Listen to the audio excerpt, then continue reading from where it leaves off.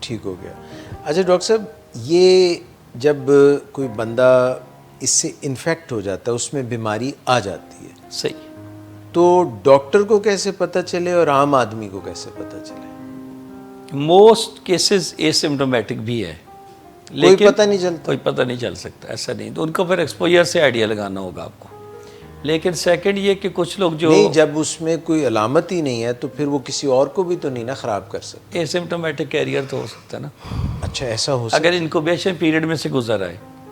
یہ ذرا ٹرمز بتائیں. ہاں، اے اب میں اس کو سمپٹومیٹک explain کرنے کیریئر ایک بتائیں اور انکوبیشن دوسرا بتائیں. انکوبیشن پیریڈ کا مطلب ہم یہ لیتے ہیں کہ جیسے کسی پیشنٹ نے آج کسی جگہ سے انفیکشن ایکوائر کی، سے چائنا میں کوئی صاحب گئے ہوئے تھے، وہاں ایریا میں اپیڈیمک پھیلا ہوا تھا کرونا کا، انہوں نے وہاں سے وائرس لے لی، اپنی ٹکٹ لی واپسی کی، واپس تشریف لے لاہور میں. ان کے اندر ہے وائرس اندر ہے.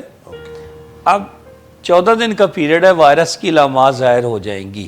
اچھا 14 دن سے پہلے ہو سکتا ہے نہ ہو تو یہ سمٹومیٹک ہے، کیریئر تو ہے نا، مگر دوسرے کو لگا سکتے ہیں. دوسرے کو لگا سکتے ہیں. سو اس لیے ان کو ایئرپورٹ پہ آئسولیٹ کرنا ضروری ہے کہ آپ بیٹھیں یہاں پہ.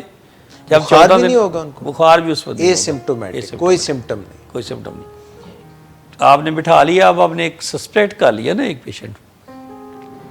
اچھا یہ جو ایک بات چل رہی تھی کہ ٹیمپریچر پہلے چیک کریں ایئرپورٹ پہ، فیور ہو تو اس کو روکیں اور فیور نہ ہو تو نہ روکیں، یہ بات بھی صحیح نہیں ہے. اس کی وجہ یہ ہے کہ جس کو بھی فیور ہوتا ہے وہ 2 گولیاں پیراسیٹامول کھا کے آتا ہے، تو فیور سے تو ہم نہیں آئیڈیا لگا سکتے نا.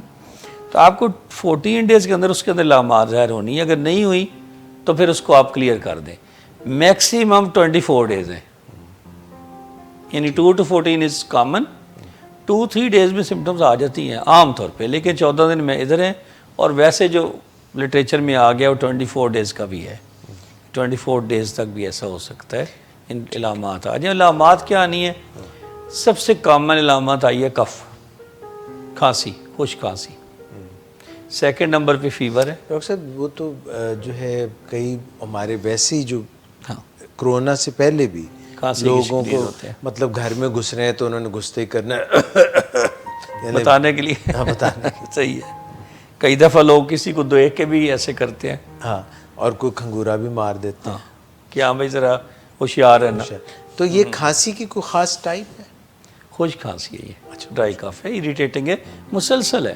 اچھا، یہ وہ والی نہیں ہے کہ ایک دفعہ آپ نے بتا دیا کہ میں آ گیا ہوں. یہ مسلسل والی کھانسی ہے، اریٹیٹنگ کف ہے. اور اس کے ساتھ فیور ہے اور کچھ لوگ کا سانس خراب ہوتا ہے.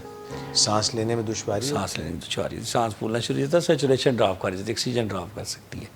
سب سے اہم یہ 3-4 علامات ہیں. اس کے علاوہ کچھ علامات ہیں جیسے کچھ لوگوں کو پیٹ خراب ہو سکتا ہے، 10% لوگوں کا.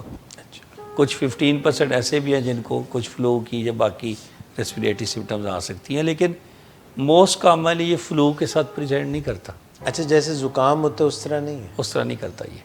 حالانکہ آج کل زیادہ زکام، ایک طرح کا زکام بھی بہت پھیلا ہوا ہے. جی، دونوں سائڈ بائی سائڈ میں کرونا کے اتنا ہی فلو بھی پھیلا ہوا ہے. کیونکہ زکام کا تو سیزن ہے. ہاں اس کا پہلا سیزن ہے، وہ بدل چینج آف سیزن، بدلتے موسم سے بدل.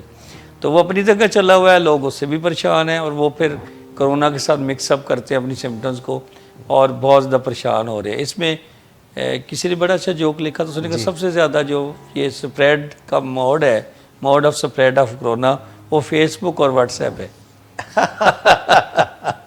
اس لیے کہ پینک اتنا کریٹ ہو گیا. حالانکہ کوئی پریشان ہونے والی بالکل ضرورت نہیں ہے، گھبرانا نہیں ہے بالکل.